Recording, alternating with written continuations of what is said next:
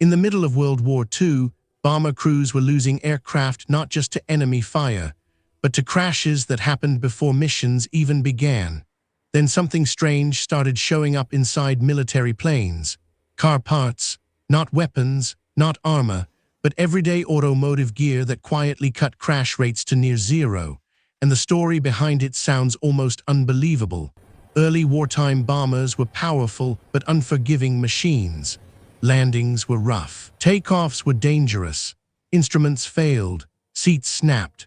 Crews survived enemy skies only to be lost in accidents back at base. Commanders knew the truth. Technology was advancing faster than safety. Then mechanics started looking outside aviation for answers. The automotive industry had already solved problems aircraft designers were still struggling with: shock absorption, vibration control, braking reliability. While bombers were built for altitude, cars were built for impact. Engineers began quietly adapting car parts for aircraft use, and the results were immediate. Car-style hydraulic brakes replaced unreliable systems. Automotive shock absorbers were fitted to landing gear. Even seat mechanisms borrowed from civilian vehicles helped protect crews during hard landings. Suddenly, planes that once broke apart on rough runways started staying intact, and crash survival rates skyrocketed. Maintenance crews noticed something incredible.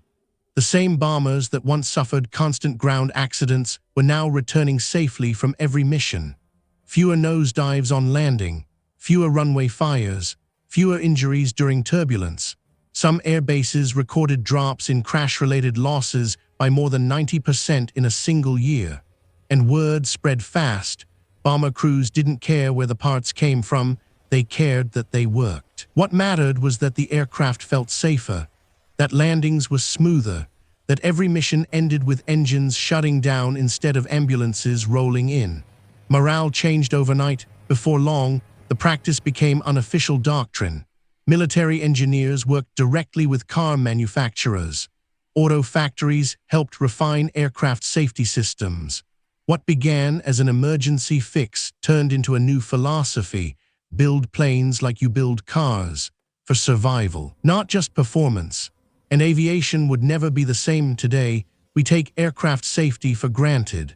But many of the features that protect modern crews, crash-resistant seating, reinforced frames, shock control, trace their roots back to a moment when wartime engineers looked at a car and realized it held the answer to saving pilots' lives. And that's the part history forgets. Bomber crews didn't survive because planes got stronger guns. They survived because someone decided to borrow from the wrong industry and found the right solution. Car parts didn't just keep aircraft flying, they kept crews alive. And in the chaos of war, that quiet innovation saved thousands who would have otherwise been lost before ever facing the enemy.